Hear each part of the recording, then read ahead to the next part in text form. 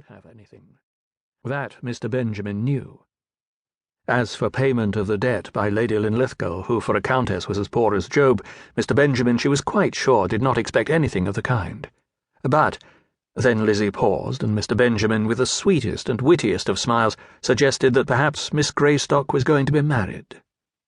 Lizzie, with a pretty maiden blush, admitted that such a catastrophe was probable. She had been asked in marriage by Sir Florian Eustace. Now, Mr. Benjamin knew, as all the world knew, that Sir Florian Eustace was a very rich man indeed, a man in no degree embarrassed, and who could pay any amount of jewellers' bills for which claim might be made upon him. Well, what did Miss Greystock want? Mr. Benjamin did not suppose that Miss Greystock was actuated simply by a desire to have her old bills paid by her future husband. Miss Greystock wanted a loan sufficient to take the jewels out of pawn. She would then make herself responsible for the full amount due. Mr. Benjamin said that he would make a few inquiries. "But you won't betray me," said Lizzie, "for the match might be off." Mr. Benjamin promised to be more than cautious. There was not so much of falsehood as might have been expected in the statement which Lizzie Greystock made to the jeweller. It was not true that she was of age, and therefore no future husband would be legally liable for any debt which she might then contract, and it was not true that Sir Florian Eustace had asked her in marriage. Those two little blemishes in her statement must be admitted, but it was true that Sir Florian was at her feet, and that by a proper use of her various charms, the pawned jewels included, she might bring him to an offer. Mr. Benjamin made his inquiries and acceded to the proposal. He did not tell Miss Greystock that she had lied to him in that matter of her age, though he had discovered the lie. Sir Florian would no doubt pay the bill for his wife without any arguments as to the legality of the claim. From such information as Mr. Benjamin could acquire, he thought that there would be a marriage, and that the speculation was on the whole in his favour. Lizzie recovered her jewels, and Mr. Benjamin was in possession of a promissory note purporting to have been executed by a person who was no longer a minor. The jeweller was ultimately successful in his views, and so was the lady. Lady Linlithgow saw the jewels come back, one by one, ring added to ring on the little taper fingers, the rubies for the neck, and the pendant yellow earrings. Though Lizzie was in mourning for her father, still these things were allowed to be visible.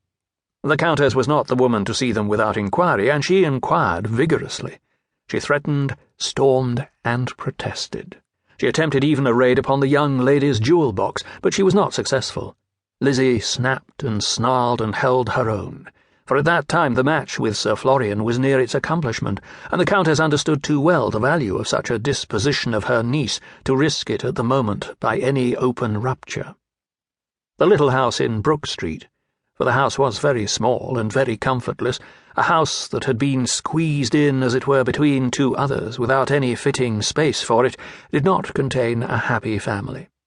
One bedroom, and that the biggest, was appropriated to the Earl of Linlithgow, the son of the Countess, a young man who passed perhaps 5 nights in town during the year. Other inmate there was none, besides the aunt and the niece and the 4 servants, of whom one was Lizzie's own maid. Why should such a countess have troubled herself with the custody of such a niece? Simply because the Countess regarded it as a duty. Lady Linlithgow was worldly, stingy, ill-tempered, selfish, and mean. Lady Linlithgow would cheat a butcher out of a mutton chop, or a cook out of a month's wages, if she could do so with some slant of legal wind in her favour. She would tell any number of lies to carry a point in what she believed to be social success. It was said of her that she cheated at cards. In backbiting, no venomous old woman between Bond Street and Park Lane could beat her, or, more wonderful still, no venomous man at the clubs. But nevertheless she recognized certain duties, and performed them, though she hated them. She went to church, not merely that people might see her there, as to which in truth she cared nothing, but because she thought it was right. And she took in Lizzie Greystock, whom she hated almost as much as she did sermons, because the Admiral's wife had been her sister, and she recognized a duty.